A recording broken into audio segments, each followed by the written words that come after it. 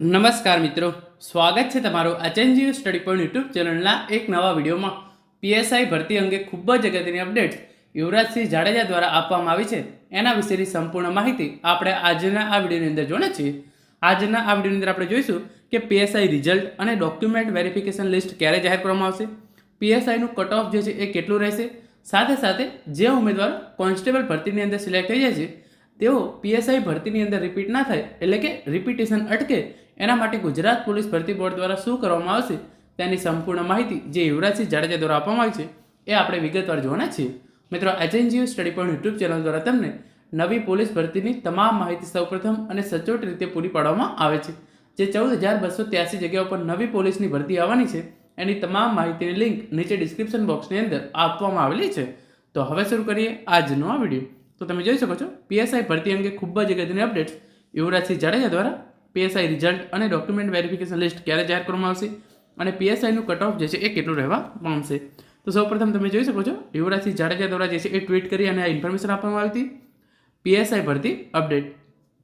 PSI ભરતીના પરિણામો ઝડપથી જાહેર થાય તે માટે ભરતી બોર્ડ તડામાર પ્રયાસો જે છે એ કરી રહ્યું છે. એટલે કે ગુજરાત પોલીસ ભરતી બોર્ડ દ્વારા પીએસઆઈનું પરિણામ ઝડપી જાહેર થાય એના માટે પૂરેપૂરા પ્રયત્નો જે છે એ કરવામાં આવી રહ્યા છે. મળતી માહિતી પ્રમાણે હાલમાં મુખ્ય પરીક્ષા પ્રશ્નપત્ર ચકાસણી પૂર્ણ થઈ ગયેલ છે, જ્યાંથી પ્રોવિઝનલ મેરિટ લિસ્ટ બનાવતા હવે વધારે સમય જે છે એ નહીં લાગે. તો તમારું જે લેખિત પરીક્ષાનું પેપર હતું એની ચકાસણીની કામગીરી જે છે એ હવે પૂરી થઈ ગઈ છે અને હવે ટૂંક જ સમયમાં તમારું પ્રોવિઝનલ મેરિટ લિસ્ટ જે છે એ જાહેર કરવામાં આવશે. આવતા થોડા દિવસોમાં અંદાજિત 15 દિવસમાં આશરે 2 ગણા ઉમેદવારોની ડોક્યુમેન્ટ વેરિફિકેશન યાદી જાહેર થવાના અંદાજ છે. તો આગામી જે છે એ 15 દિવસ અંદર 2 ગણા ઉમેદવારોનું ડોક્યુમેન્ટ વેરિફિકેશન લિસ્ટ જે છે એ ગુજરાત પોલીસ ભરતી બોર્ડ દ્વારા જાહેર કરી દેવામાં આવશે. ડોક્યુમેન્ટ વેરિફિકેશન પ્રક્રિયા આગામી મહિને જે છે એ શરૂ થશે. તો અત્યારે સપ્ટેમ્બર મહિનો ચાલી રહ્યો છે. 15 દિવસ અંદર તમારું જે છે એ ડોક્યુમેન્ટ વેરિફિકેશન લિસ્ટ જે છે એ જાહેર કરી દેવામાં આવશે અને એના પછી ઓક્ટોબર મહિનાથી તમારું ડોક્યુમેન્ટ વેરિફિકેશનની કામગીરી જે છે એ શરૂ થશે. પેપર ચકાસણી બાદ હવે તમામ સ્ક્રુટિની કરવાની બાકી છે. 2 ગણા ઉમેદવારોની યાદી તૈયાર કરી વેબસાઇટ ઉપર ઝડપથી મૂકવામાં આવી શકે છે. અંદાજિત 15 દિવસ. તો પેપર ચકાસણીની કામગીરી જે છે એ પીએસઆઈ માટે હતી એ પૂરી થઈ ગઈ છે અને હવે ફક્ત સ્ક્રુટિની જે છે એ કરવાની બાકી છે. 2 ગણા ઉમેદવારોની યાદી તૈયાર કરી વેબસાઇટ ઉપર ઝડપથી મૂકવામાં આવી શકે છે.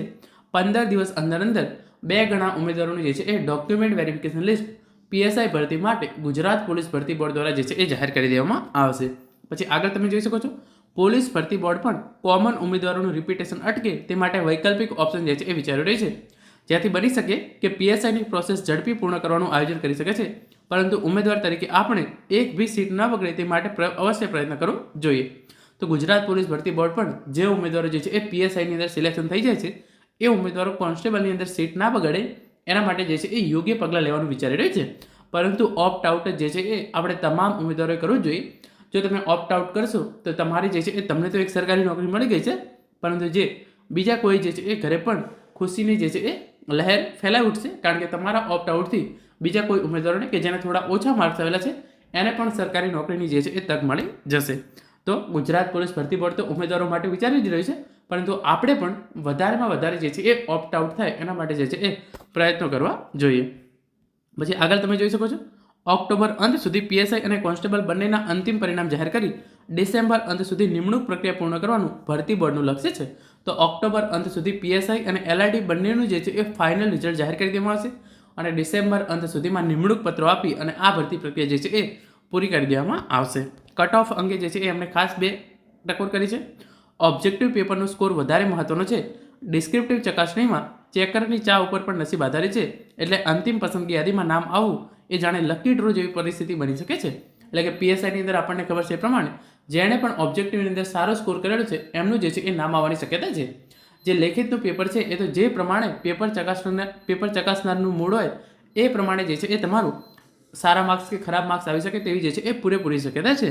અને ડોક્યુમેન્ટ વેરિફિકેશનમાં નામ આવી જાય એટલે અંતિમ પસંદગી નક્કી થઈ ગઈ એવું માની લેવાની મોટી ભૂલભર્યું બની શકે છે. ફાઇનલ લિસ્ટ જાહેર ના થાય ત્યાં સુધી ખાતરીપૂર્વક પેડા ન વેચો. એટલે કે ડોક્યુમેન્ટ વેરિફિકેશનનું કટ ઓફ જાહેર કરવામાં આવે ત્યારથી તમારે જે છે એ એવું નથી માની લેવાનું કે હું જે છે એ પીએસઆઈ બની ગયો છું. ડોક્યુમેન્ટ વેરિફિકેશનની અંદર તમારું નામ આવી શકે છે, પરંતુ અંતિમ યાદીમાં નામ ના આવે ત્યાં સુધી તમારે જે છે એ પેડા વેચી દેવાના નથી, કારણ કે ડોક્યુમેન્ટ વેરિફિકેશનનો કટ ઓફ જે છે એ થોડું નીચું રહેશે, પરંતુ ફાઇનલ કટ ઓફ જે છે એ ખૂબ જ ઊંચો રહેશે. અને જે ધવલ મારુસર છે એમના દ્વારા પણ ટ્વીટ કરીને ઇન્ફોર્મેશન આપવામાં આવી હતી. Gujarat police sub inspector recruitment update. PSI ભરતીના પરિણામો ઝડપથી જાહેર થાય તે માટે ભરતી બોર્ડ તડામાર પ્રયાસો કરી રહ્યું છે. હાલ મુખ્ય પરીક્ષા પ્રશ્નપત્રની ચકાસણી જે છે એ પૂર્ણ થઈ ગઈ છે. આવતા 15-20 દિવસમાં અંદાજે 2 ગણા ઉમેદવારોનું ડોક્યુમેન્ટ વેરિફિકેશન લિસ્ટ જે છે એ જાહેર થવાની શક્યતા. ડોક્યુમેન્ટ વેરિફિકેશનની પ્રક્રિયા સંભવિત આગામી મહિને શરૂ થશે. પેપર ચકાસણી બાદ હવે ફક્ત સીસીટીવીની ચકાસણી જે છે એ કરવાની બાકી રહી છે. અને ભરતી બોર્ડનું લક્ષ્ય શું છે? ઓક્ટોબર અંત સુધીમાં પીએસઆઈ પ્લસ કોન્સ્ટેબલ બંનેના ફાઇનલ રિઝલ્ટ જાહેર કરવાના અને ડિસેમ્બર અંત સુધી નિમણૂક પ્રક્રિયા આપી અને આ ભરતી પ્રક્રિયા જે છે એ પૂર્ણ કરવાની યોજના ગુજરાત પોલીસ ભરતી બોર્ડ જે છે એ વિચારી રહી છે. તો મિત્રો, આ હતો આજનો વિડીયો જેની અંદર આપણે પીએસઆઈ ભરતી માટે જે છે એ રિઝલ્ટ ક્યારે આવશે, ડોક્યુમેન્ટ વેરિફિકેશન લિસ્ટ ક્યારે આવશે અને એનું ફાઇનલ કટ ઓફ જે છે એ તમારી અપેક્ષાઓ કરતાં ઊંચો રહેશે એના વિશેની સંપૂર્ણ માહિતી મેળવી છે. Thank you so much for watching.